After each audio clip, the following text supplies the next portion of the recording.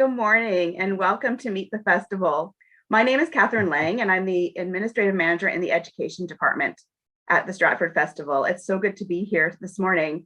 As we begin, I would like to acknowledge that while we're coming together from a lot of different places this morning, the territory where the Stratford Festival is situated is governed by two treaties: the Dish with One Spoon Wampum Belt Covenant of 1701 and the Huron Tract Treaty of 1827. And these lands and waterways have for generations been shared and cared for by the Anishinaabe, the Haudenosaunee Confederacy, the Wendat, and the Neutrals. And as I think about the people who have sat where I am sitting right now for hundreds and thousands of years, I'm filled with gratitude for their care of this land that enables me to enjoy living and working here now. And I take it as my responsibility to honor these treaties and to all Meriden College graduate from their musical theater performance program, and she won a Dora Award for her performance in Jerusalem. Hey. And this is Landon Doak's first season with the Stratford Festival as well. And this season he's playing William in I Am William.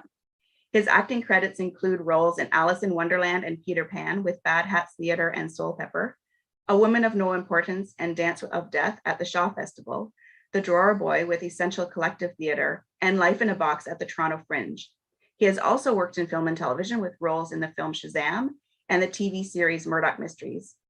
Landon is also a composer, and he has composed music for Alice in Wonderland, Peter Pan, and Life in a Box, as well as Romeo and Juliet with Old Flame Brewing Company, the Welland Canal Play with Essential Collective Theatre, and Pippi with Fourth Gorgon Theatre.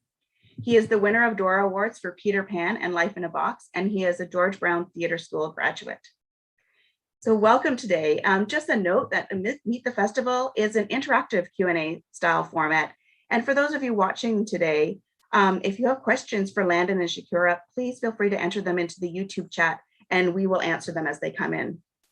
But maybe to get us started, I'm wondering if you could both tell us a little bit about your background. How did you get started in the business? What brought you to Stratford? And I'm wondering, maybe Shakura, would you mind if we start with you? Sure. Hi, good morning. My background, I've pretty much been doing this kind of thing since I was probably about 10 years old. I started working at a dance studio that did a lot of theater work, and they were all either working artists or came up through the biz. So they really established like a very professional working environment for young people. So I was like doing theater shows all throughout. And then I did this theater summer programs at TYT and like Theater Aquarius and things like that. And then I went to Sheridan, which is a musical theater program, but I've been lucky enough to do a lot of, as you've mentioned, a lot of plays and things like that. As far as coming to the Stratford Festival, I'm lucky to have worked with Esther Junn before, our wonderful, fantastic leader, our director. And so I was able to come on board and work with her again and do this role. Amazing. And Landon, what about you? What's your background?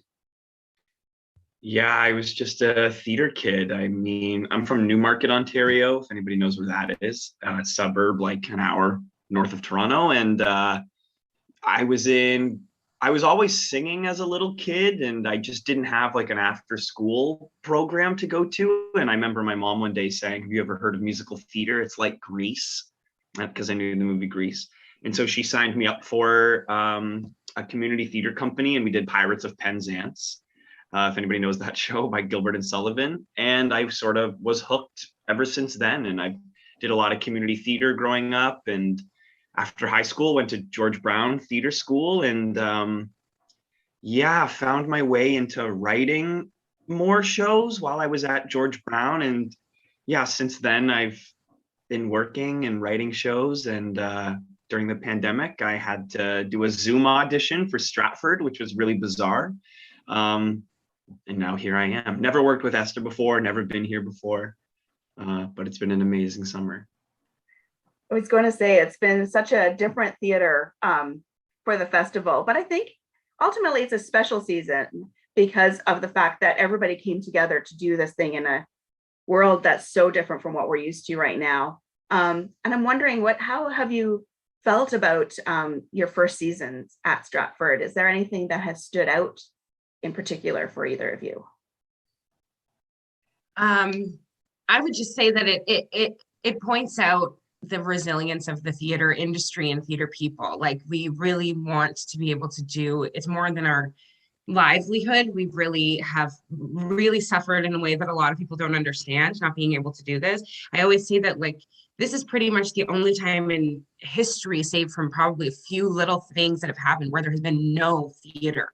This is like such a specific thing where we're not allowed to gather, because even in the worst of times, there has been storytelling in theater. So I think, you know, although it's been a struggle and difficult and not what we're used to, it's been, you know, it just shows the spirit of our industry that we will make it happen. Like, the show must go on. Yeah. Landon, has anything stood out? Yeah, just that. I mean, it's coming to Stratford for my first time is so exciting. I remember being here on a school trip and taking the school bus and getting off it and going and seeing a show. So yeah, there's a lot of buildup leading towards coming here. It's one of the things on my bucket list, you know. And so it's been an amazing summer. But it has not been a regular summer. We didn't get to do, you know, the big openings. There's usually these big ceremonies and getting to be in these amazing theaters. So unfortunately, we didn't get to do that. But yeah, it is a testament to our industry and the people working here that we want to keep doing something. And I think something is better than nothing. I think the festival had a choice this season to either do something or not do something. And I'm so grateful they decided to do something, because I also think it's acted as kind of like a beacon of hope to the rest of the industry, seeing that something is happening, even that we're outside and we're all still in masks. We found a way to make it work. So it's given me a lot of hope, because at the beginning of the pandemic, I didn't know what was going to happen. So it feels like we're on our way back. And so that's really exciting. Mm-hmm. Yeah, that's what stood out, I think. That is great. Have either of you had experience working in outdoor theater before? I'm always curious to know. Some people, if you've had the experience before, you kind of know what to expect, and otherwise it could be quite a different experience I would expect. How have you felt this summer being outdoors? And I didn't let you answer if you've had experience working outside. But either of you, would you like to jump in with what you Go felt? for it, Shaq. Sure, I have, but it was in the winter. I did a Christmas show called The Story with Common Boots and Soul Pepper, and it was the complete opposite of extreme temperatures. Like, we were completely bundled up under our like robes and costumes, which is kind of like, it's easier to get warm than it is to cool down. So this season has been the exact opposite, where we're like stuffing ice packs under our costumes. We have like air conditioners trying to cool us down, and there's like bees. That's a new like elemental thing. But I mean, yeah, it is a different element of a challenge for the show, but it can be quite magical. There's like breezes going while we're speaking, you know what I mean? Or if we do a show at night, the sun will set while we're doing it. So it does give it a little magic. And it is the way that it's like the original way of doing theater. So there is a magical element there. Mm-hmm. Landon, have you done outdoor theater before? I have, actually, like maybe more than I've done indoor theater, weirdly. Mm-hmm. So I kind of had an idea of what we were in for. It got a lot hotter than I expected it to midway through. There was like 1 week there where, we were sweating buckets. Shaq will tell you, I was turning red on stage. Like, I was beet red and sweat dripping off my nose. But yeah, right out of school, I did this thing called Pirate Life Adventure Cruises. It was like on the Toronto Island, and we took everybody on a literal ship, and we sailed around, and it was an hour-long show where we searched for treasure outside. So that was the hardest thing I'd ever had to do outside. There was no canopy, so I was horribly sunburned all summer, and the wind was in the air, and so it was really loud. So this is really forgiving, because it's got this inside-outside feeling. We're still in the shade, and it blocks some wind and keeps things a little bit more quiet. So it's pretty nice, actually. And most of our shows have been daytime. Tonight, actually, though, we have a 7 p.m. show, which will be really magical, because the lights are finally down, because it's a daytime show and we're outside, right? So we don't get the full stage picture. but tonight we will. When we're there at nighttime, the lights really come on and it's a beautiful experience, and we haven't had many of those, so I'm really looking forward to that. But yes, I've definitely cut my teeth on a lot of outdoor shows. So I think that would be very lucky in this season, so that it didn't catch you totally off guard with that. I thought it was a wonderful experience being there outside in the tent, and it was just a joyous way of experiencing that play. Landon, can you still hear us? It looks like you have frozen. Okay. Hopefully he can like leave and rejoin. And in the meantime, Shakura, I would like to ask you a question. So about you were in Dear Evan Hansen, and that is such a big and quite well-known musical. And then you've done new works like this one, and some of the other plays you've worked on are smaller productions. And I'm wondering if you can talk about how the experiences compare. Like, what are there differences, or how do you feel about both of those types of productions? Yeah, I mean, doing that was, of course, a crazy experience because, yeah, people know it. We have like fans still, like, you know, for that show, which is great to be a part of something so big. It's amazing to be part of that moment. But I always say that at the end, at the very core, it's all the same. Like, we're all coming together to make work. Going into that process, I was quite intimidated and thinking like, you know, you get the imposter syndrome and thinking like, I'm not at that level, but it really at the core was, there's a director, there's a music director, there's stage management, we're all, you know, collaborating. So yeah, you know, there is that, we're getting seen by so many more people per day, and especially because we're doing roles that were already, that process, we're doing a role that is established, and we need to do it the way that they do it on Broadway and on the tour. We're pretty much like, we were given a little bit of like our own artistic freedom, and they wanted us to bring ourselves to it. But that one, you know, we did have to join a show, whereas in a workshop or doing something new, we can, you know, create. Like, as far as this process, I was able to just do the Margaret that I thought she was, and especially because it was new, there was a lot of like conversation with Rebecca and Liana, who are our playwright and translator. So it was a little more of a creative process, but really it's all the same. There's no like, all of a sudden when you're at this level, it's a different thing, which I thought it would be, but it really is. Yeah, we're all just making theater. Yeah. Oh, it's good, because you do wonder that when you see a show or hear about a show that other people have done. Like, I was wondering whether it would be hard to do Dear Evan Hansen knowing you needed to do it like it is in Broadway. And yeah, question in terms of it being, it's quite interesting. It's like the blocking that has to be exactly the same. Like, we're going to numbers on the stage, like you have to come to 3 and then you have to be at 6, you know what I mean, things like that. But we were able to, like, you know, as far as my role goes, I think I really did my own version, you know. But yeah, there were certain things that were set already coming into the process. Yeah, right. Welcome back, Landon. I'm glad you're able to join us again. Thanks. We'll just go with it. I've got another question. I've got a question for you, Landon, but first we do have a question from Stuart who's entered. So I'm going to jump to that one and then I'll come back to the others. And then he's wondering, did either of you find it difficult to reconcile the fun of the show and the various serious and sad implications of its theme, even continuing today?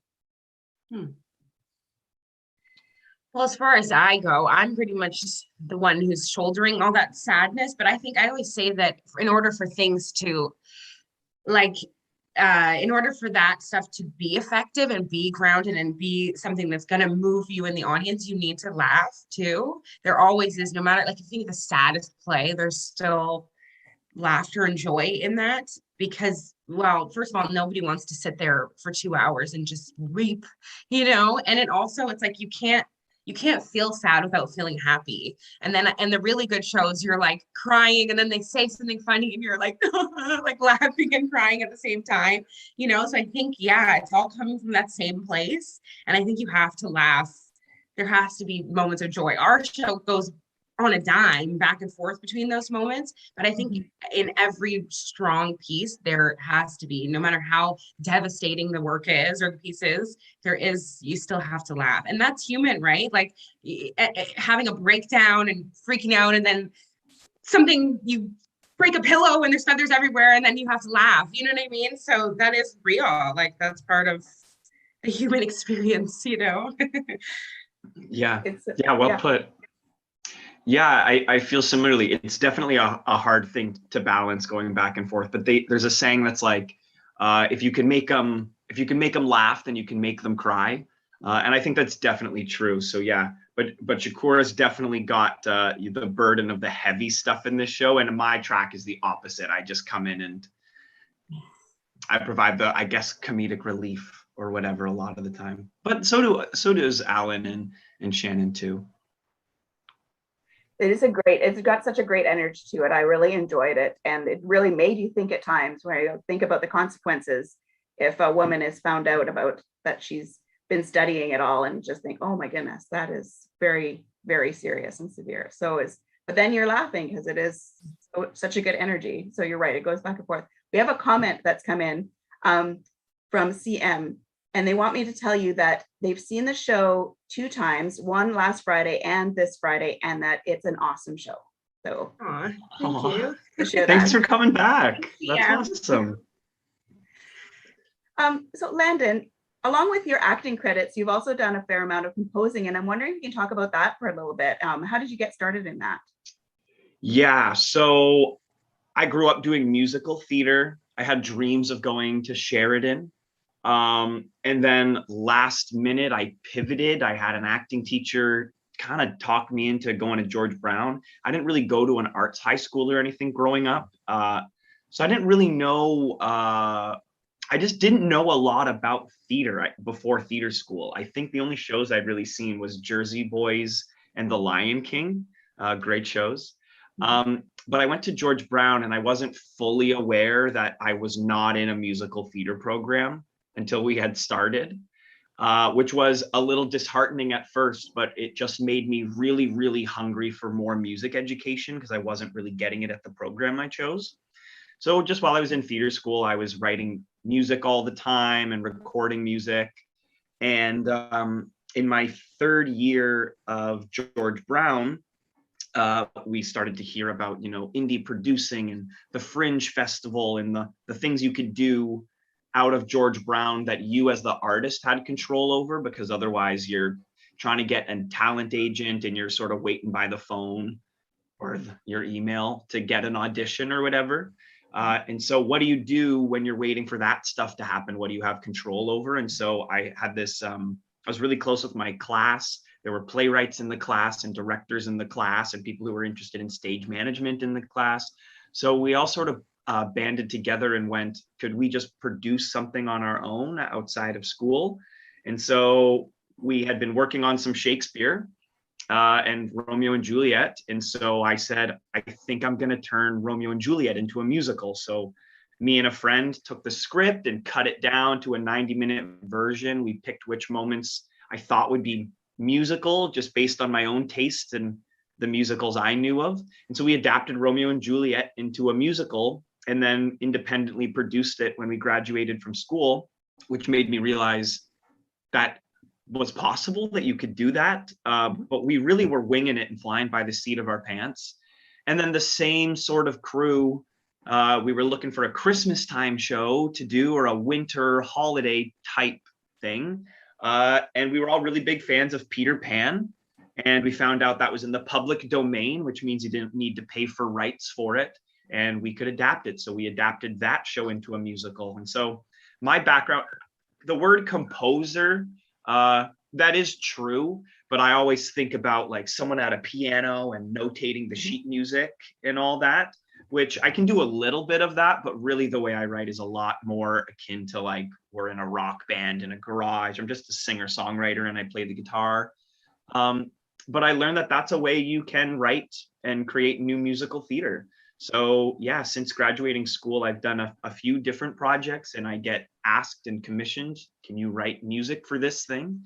And I have that skill, but really my sensibility is as a a singer-songwriter who trained in classical theater, but I think have an understanding of what makes a good musical and when a song should go where in any given plot. So I've done a lot of adaptations of old stories and turning them into music.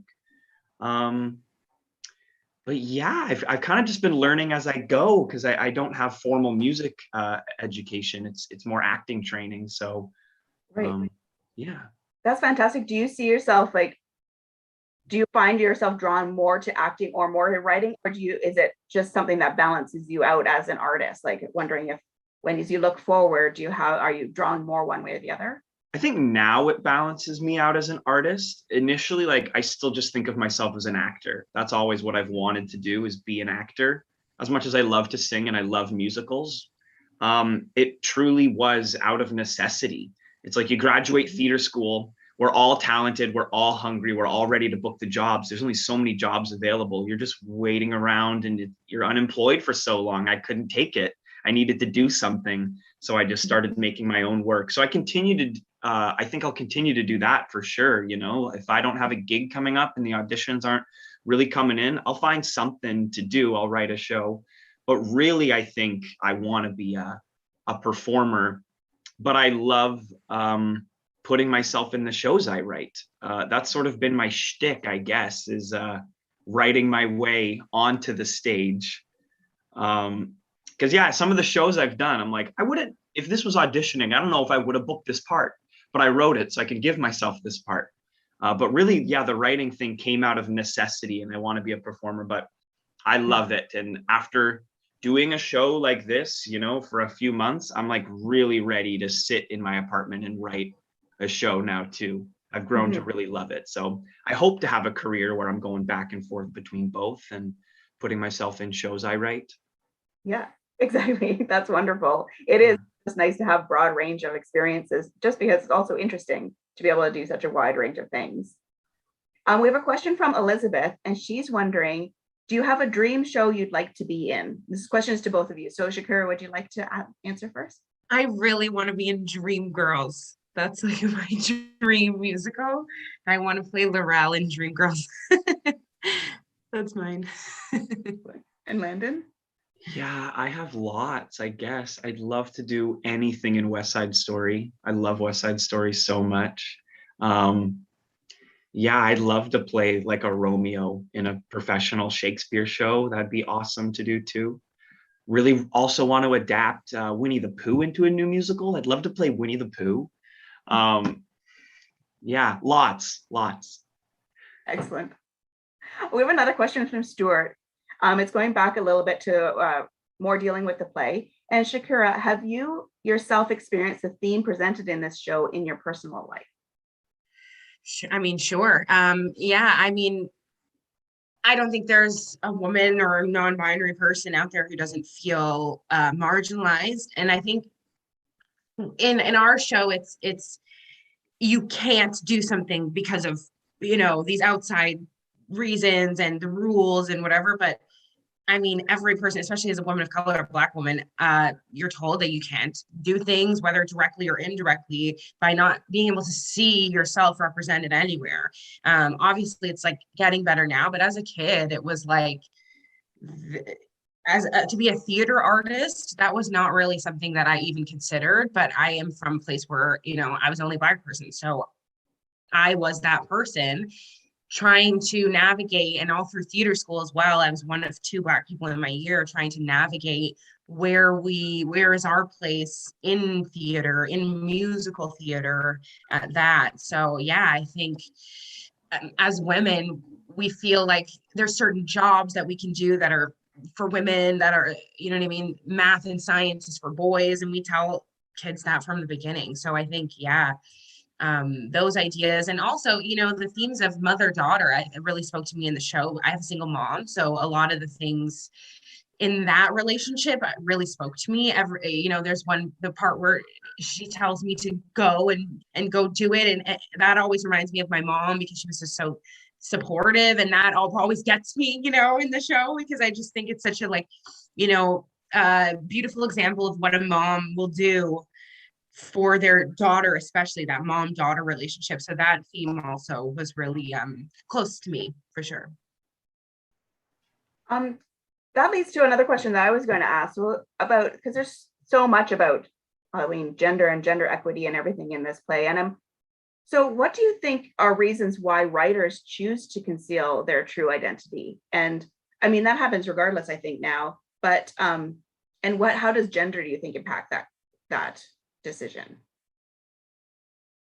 Yeah, I think, you think of those, isn't The Outsiders, that author, or, they use just an initial women, because people aren't going to read their work if they know if it's not done by a man. And it's kind of like that. I don't know if you've ever heard of this, but someone did an experiment at work and started signing their emails with a man's name, and all of a sudden things were getting done. People weren't questioning their decisions or their, what they wanted to do going forth with clients and things like that. People were polite and not, like giving this kind of energy, it's sexist energy. So I think, it's a survival tactic. And I think, I understand why, but I hope that now people are going to start to not do that. Just because I want to read books written by women. I want to know who's writing it. And I think that it informs the work. Like if for example, our show was written by a woman, so she knows what she's talking about. So I would like to read a story about a woman by a woman, or about a queer person by a queer person. So I do want to know now, but I do see why, especially like going back, why people would do that for sure. Mm-hmm. Kind of tied in with that, and you've kind of answered some of this too. I'd love to hear from both of you on this. So what do you think what does gender equity look like, and what does it mean to you? I think we have to work towards dismantling the gender binary, because I think that's what's holding us back, is that we're really segregated as male people and female people, which is obviously changing. I mean, we're in the theater. I use they pronouns and I identify as non-binary, and yeah, that's really important, especially in the theater. Is traditionally there's plenty of stories with a white male lead. Most stories, I'd say, that I've seen, that's the case, and it's holding us back, because it makes us, I think we have a lot more in common than we have different, and until we see that being represented, we'll always feel really segregated, and I don't think, like, traditionally men and women like understand each other's experience. We're really separated, and yeah, I think a great place to start is acknowledging that there is a spectrum of gender identities, not just male and female, and we all fit somewhere along that. And I think once we acknowledge that, that's one step towards equality, because yeah, still our roles in life are really, really different. And like Shakura was saying, that story about the emails, you might as a female feel compelled, yeah, to disguise yourself under a male name, and you're going to get more respect. Like, that's an example right there. There's still just a lot more work to be done. It's not equal. So did I answer your question? You did. Yeah, that was great. Shakura, did you have anything you wanted to say about that? I just think it's great that we're going for equity, as opposed to equality at this time, because we're not at the place where we can just try and say, oh, everyone just should get the same.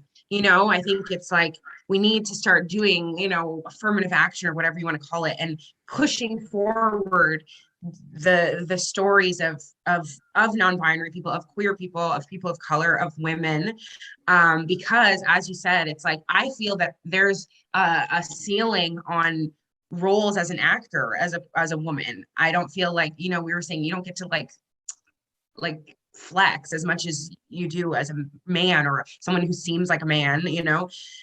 So I think that we do have to have a good 10-20 years of trying to offset the white dude plays that, and work that we've done. We need to have, okay, it's our turn to do, and then going forward, probably if we achieve what we want, then it can be just, everyone is, but at this time, I think it's really important for people who aren't all these marginalized identities to kind of hold and use their power in society and their privilege to push forward these stories of, I want to see, I've never seen it, maybe that's not true, but I've never seen a play that's like about a non-binary person just thriving, you know what I mean? Not about like struggles, or a queer person.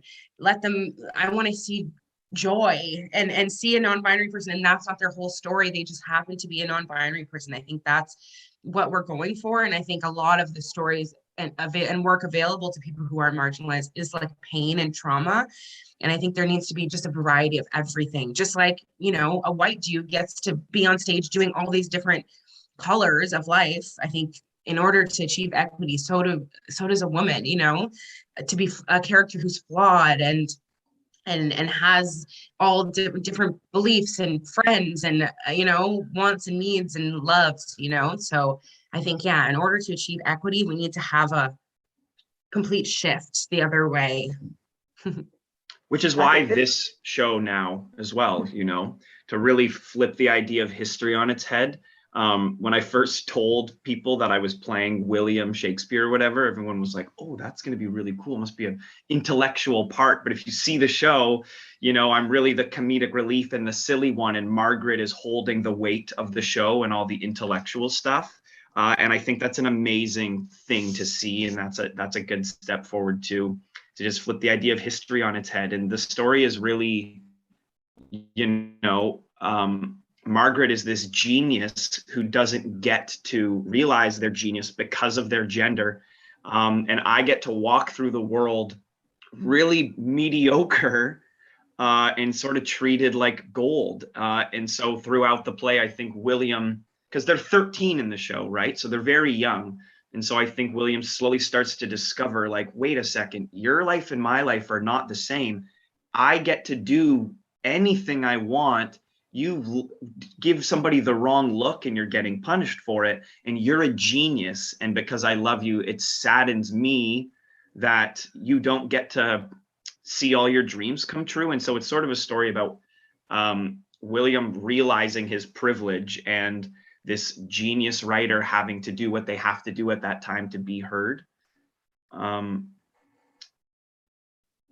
I have another question that ties in with what we've just been talking about. Do you both think that, considering the history of gender inequality, change in the system is inherently more important than fame to women, or perhaps a necessity? Than fame? Oh, I see. Fame, considering the context of the show. Sure.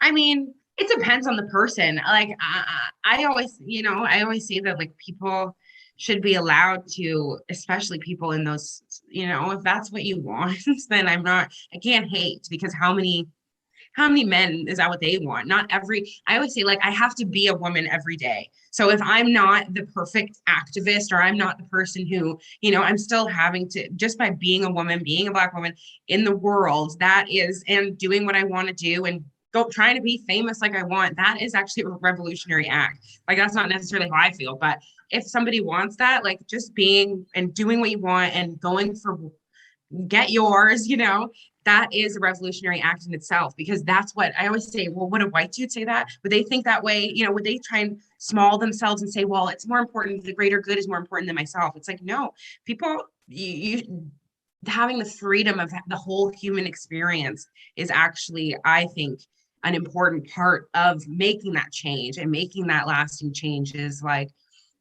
having the freedom to be a person. Like in our show, Margaret doesn't have the privilege of wanting to be, recognized. So, if she did, I wouldn't fault her for it. If that is what she wanted, it's like, that's pretty tough. Yeah, I don't have anything to add. That was really well put. This is good. This is good. So I find that William and Margaret are so supportive of each other in the play. I think they're such a good example of siblings. Like, and I'm wondering, what do you think are the qualities of a good sibling? Landon, I'm an only child, so I know I see them on TV, what it looks like, it feels like. Yeah, I think that's a great question, but I don't think it's sibling specific necessarily. I mean, I'll answer how to be a good sibling, but I think it's just how to be a supportive in a relationship with anybody. I mean, Yeah. being a good listener, really listening to somebody and hearing their experience and taking the time to have conversations and supporting each other and being aware of each other's dreams. But I do have siblings. I'm the middle of two brothers. I have an older and a younger brother, and we're all really close and they're really good guys. And but none of that stuff is sibling specific. It's just, I think, not everybody gets to have like their blood family be really the family that they need. Not everybody, I do have that experience, but sometimes your family is more your chosen family and not your blood relative. So that doesn't make them any less family because you're not related. And you can still have all those relationship traits of just being supportive to somebody if they're a best friend or even a parent or your actual like partner. So it's not sibling specific. It's just how do you be in a relationship and support another human being? And it's, listening and helping them pursue their joy. It's a good point, because I feel like Margaret and William do a good job of that in the play, supporting each other that way. What, in your opinion, who was the most powerful character in the play? Margaret. Well, power, or I think that's like she might be the strongest, but she doesn't have what kind of Well, power, I guess, yeah, who has the most power? Our dad. I mean, according to the time, if we're talking like status, like the older man or of the the Earl, house, or the Earl, yeah, the Earl played by Alan or whatever, the Queen. But I think like I don't know whose journey is the most powerful to watch as an audience member. I think Margaret's journey is the most powerful one. But it's interesting when you break it down, because I hadn't really thought it through like that, but there are so many different ways that you can look at it in terms of power and strength. Because if you look at it powerful in terms of having power, or who is the strongest character in terms of strength themselves. And power, it's like, I mean, William is young as well and has potential to do all these things, is there being able to, and then ends up being able to be William Shakespeare. So as far as like, social power or whatever, social power.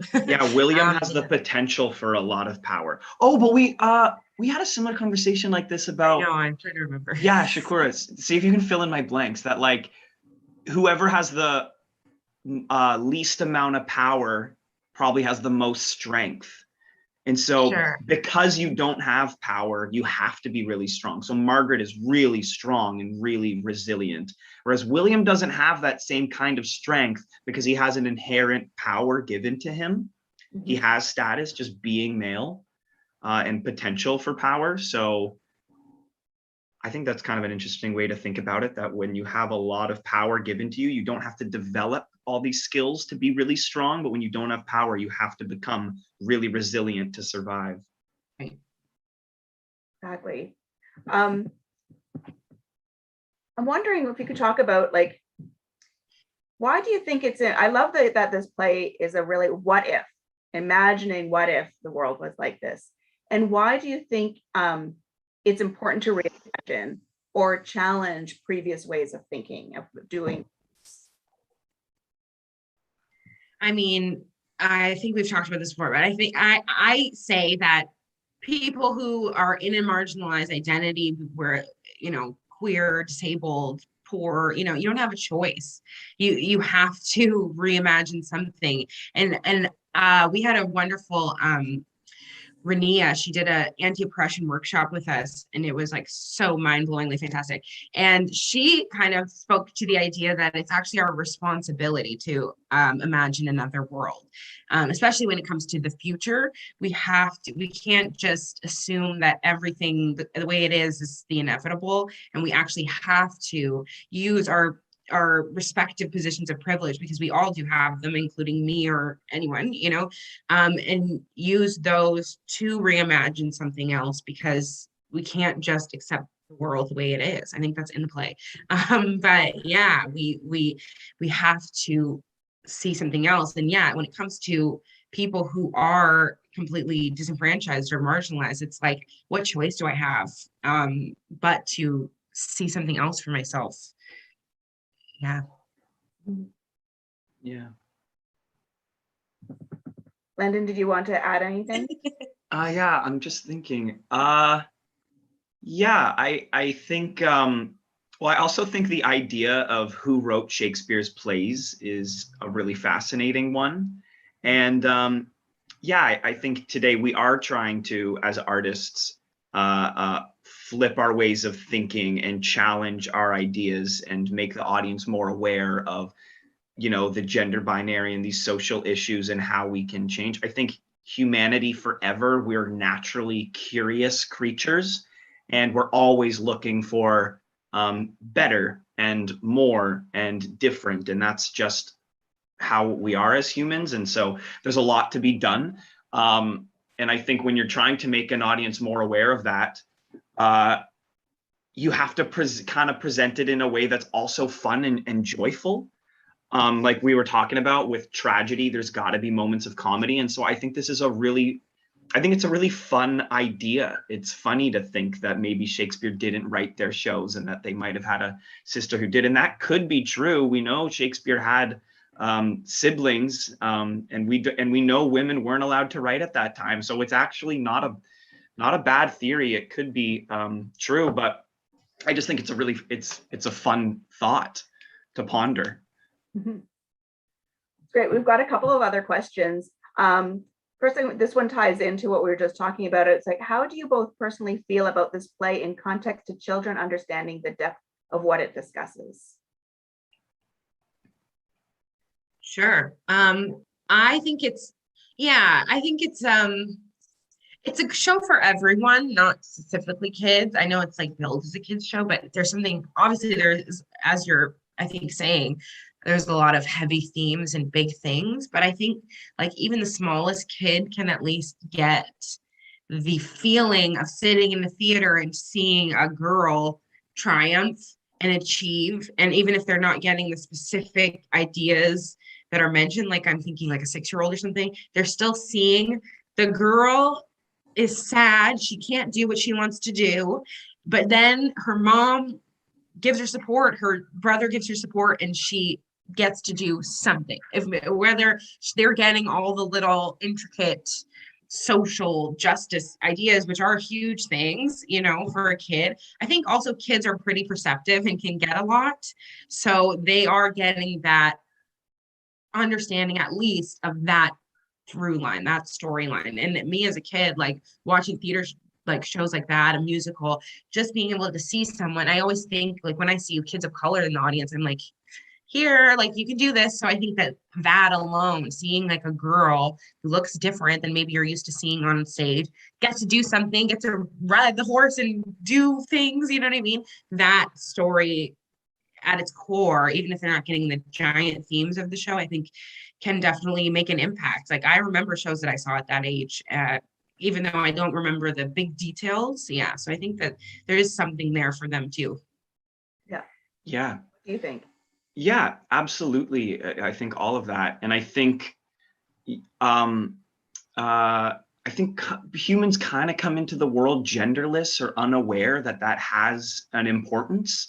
So I think if you were a parent today, I always think if I become a parent, like how do you teach your children to be aware of these things when they naturally are going to come into the world not aware of them, but then the world is going to make them aware. So how do you prepare them for that? You know, if I had a daughter, how do I make them aware of life is going to be different for them, and it's not as easy? How do you make them aware of privilege as a kid or whatever? And so I think this show is a way to do that, because it's 2021 now, so things are really different. But I think if I was a young girl watching this show, it would show me maybe, oh, I wasn't aware that it used to be that hard. And it would start me asking those questions. Why is it different for boys and girls? What's that about? And then also just reminding them, it's like, we're not in that time anymore. We're moving past that time. but we are still in an age where we have to do that work. So I don't know. I would actually love to interview a couple kids who watch the show and find out what their experience is. That'd be really interesting, because I do think we can't erase our history. We have to acknowledge it if we want to move past it. And so this is a way to do that. But yeah, I don't know. I think it must be an interesting experience for a kid, because you're not aware of all of these things, but you have to become aware of these things. So hopefully we're doing a part of that job with this show. Yeah, I think so. I thought it was a really positive message, and it was encouraging and kind of inspiring. So I love the way that it ended in that way. We're going to switch gears a little bit. We have a question wondering, what was the hardest song to perform? Song? Yes, song. I don't know. Go ahead, Shakura. What do you think? Sure, yeah, I sing a lot in the show. I think for me, Wonderful, the song that I sing at the end with my mom, which is great, but I'm by that point I'm just very tired vocally, so I'm like, here goes nothing when it comes to that part.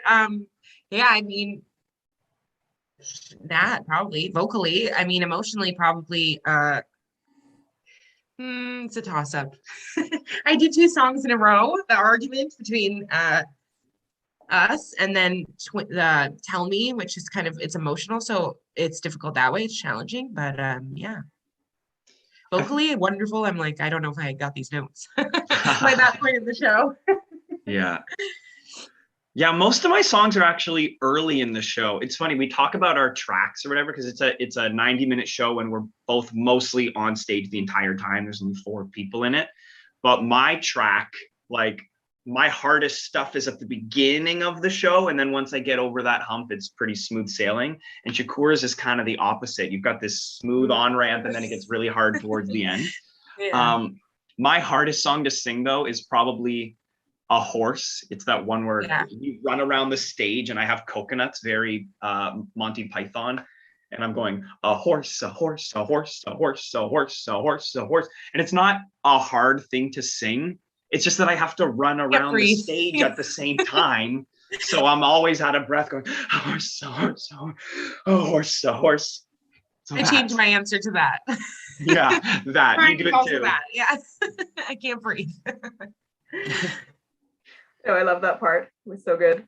People in front of me in the audience, there were some senior ladies who were just enjoying it so much. And being in that's what I've been missing about live theater. So it's been so wonderful to go back in and like just be present with everybody's energy, enjoying it. And that stood out to me that day. It was wonderful. There's another question. Landon, this is for you. Are you in future productions here at the festival? Maybe you don't know an answer to this. Great question. If you know, let me know. I'd love to be back. Whoever's listening, I'd love to come back. But yeah, I don't know. I know things are really delayed right now and up in the air because of the nature of the pandemic and everything that's going on.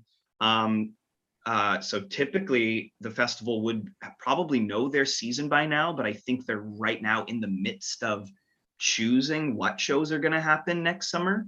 But they're probably in a place where they kind of have to wait and see, are we going to be doing something outside again? Can we go back into the theater? So there's a lot up in the air right now, but I love the town and I would love to be back. So fingers crossed and all that. It's such a funny time right now. We're so off of our regular schedule at the festival about when things are happening, just because things change all the time. So it's a busy time trying to guess what it's going to be like next season. I was wondering, so this play, the themes are so it's all about the difficult topics as well, but it's also about following your dreams. And what do you think? I feel like the theater also is a little bit like that. It's a topic I think a lot of people who work in theater kind of have in mind. It feels like it's in a lot of plays, and it's when you think about actors kind of following their dreams. I'm wondering, what do you think enables people to follow their dreams? It's kind of a broad question, but Yeah, I mean, I think obviously support. Like, I was not one of those kids who was told that that's not an option. Acting's not an option. My mom was like super supportive. I think if I wanted to be a soccer player, she would have supported me to do that. Pretty much anything, a physicist, you know what I mean? So I was really fortunate because it's not everyone's experience. A lot of people think that being an actor is not a job, and you know what I mean? But my mom was just like, whatever you want to do, I'll help you do it, which is wonderful. I love my mom. She's probably watching. Hey, mom. But I think also it's like to get to see yourself represented. I think I always say if you don't see it, you can't be it. So if you think that only, if you want to be a physicist and you only see certain types of people doing that, then it's like, oh, maybe that's not a job for me. So I think being able to see yourself represented is like really, it can be life-changing. I always tell the story that when I saw Lion King and there's a scene where like young Simba and young Nala run through the house to go up on the stage, and I was like in the aisle, so these like little Black kids ran by me, and I was like, oh, like cool, like I can see myself doing that, and that was like a moment for me. So I think, yeah, if you see yourself represented, it can be really life changing. It's like, okay, well, she obviously could do it, so why not me? Yeah. Yeah. I mean, that journey was a little easier for me. I've definitely grown up seeing people who look like me on the stage. So I think I grew up thinking this is something I can do. But in general, yeah, support is the number one thing. If you have a supportive network of family or chosen family who believe in you as much as you believe in yourself, or will believe in you the days that you don't believe in yourself, everything we talked about siblings and having a good relationship is important. But I also know a lot of artists who didn't get that support. And so for them to achieve their dream, they just had to have this like blatant self-belief and perseverance and almost proving those people wrong kind of thing. So everybody's journey is really different. I was definitely lucky to have some support, but I know some really successful artists who are achieving their dreams and didn't get any of that support and almost achieved their dreams out of protest. So I think the most important thing is you got to have that self-belief and that self-drive to keep yourself going when things get hard. But also, I would say, have dreams, set your dreams, but let your dreams shift as your life shifts. Like I remember being in like grade 12 or something and just kicking myself over like I'm 18 and I'm still not a world famous like actor. And I think at that point, your dreams can actually become harmful because you've set your expectations so high and hope for that, dream for that. But if it doesn't come through, like there's so many other things to dream for, and life is worth living and all that. So don't be afraid to let your dreams shift as time goes on and your life shifts. I know my dreams have shifted, but I'm still living a lot of those dreams, and I have a lot of dreams to pursue still, but they're different than they were when I was younger. So, and I think there was a time in my life where I was just trying to fulfill the dreams of a younger version of me. And now that I'm a little older, I'm going, wait, are those my dreams anymore? Or were those a different Landon's dreams? And maybe I don't need to pursue those dreams anymore. So yeah, believe in yourself, but also go easy on yourself. Maybe, I don't know. Yes, it's such a good point. It is interesting how dreams and things can shift as you go through life. And it's good to be able to move that. I found that myself. We've had a couple of comments. We want to do a shout out to the musicians, acknowledge like how amazing and what they just bring so much to the show as well. So the band is fantastic. Totally. It's a 3-piece band. We've got someone on the piano, a percussionist who plays all kinds of different things. And then the third guy is playing the trumpet and the cello. And one moment during the show, like fully puts the trumpet down and starts playing the cello and goes back. It's really impressive. They're really solid. Yeah. They're also like part of our show in a lot of ways. Like every time I come on the stage, I like wave at Ben as I put my little tree in. I'm like, hey, like we're starting the show. And like Graham, I always say is like the best audience member. He will sit there and laugh at everything I say. Every show. Like I'm like, you heard that one already, but you're still gonna laugh.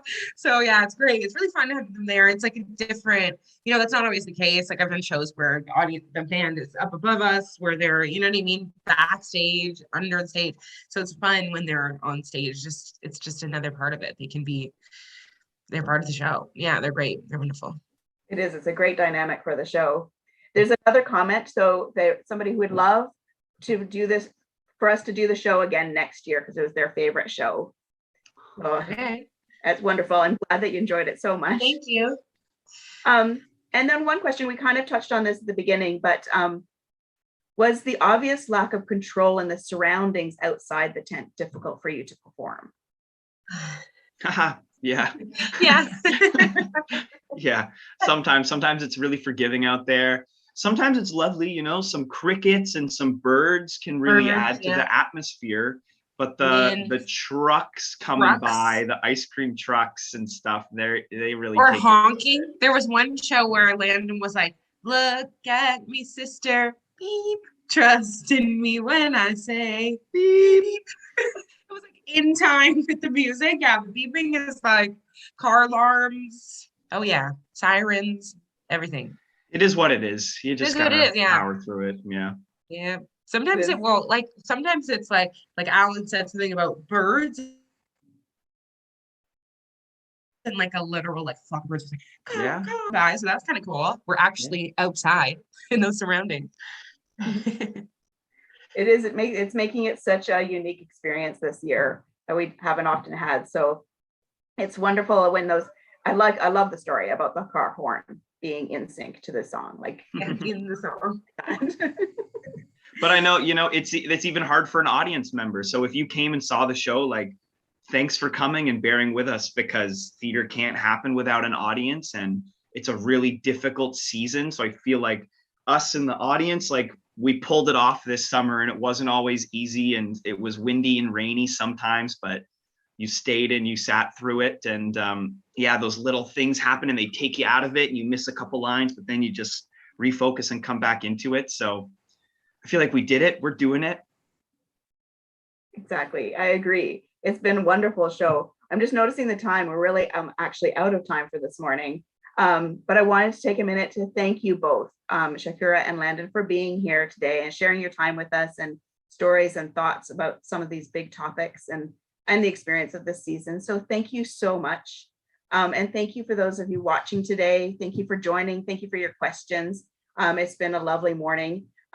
We're doing Meet the Festival again next Saturday at 10 a.m. And that will be with the artists from R&J, Dante Gemma and Eponine Lee, who play Romeo and Juliet in that play. So I hope that you can join us again next Saturday at the same time. So thank you again, everyone. Bye. Bye.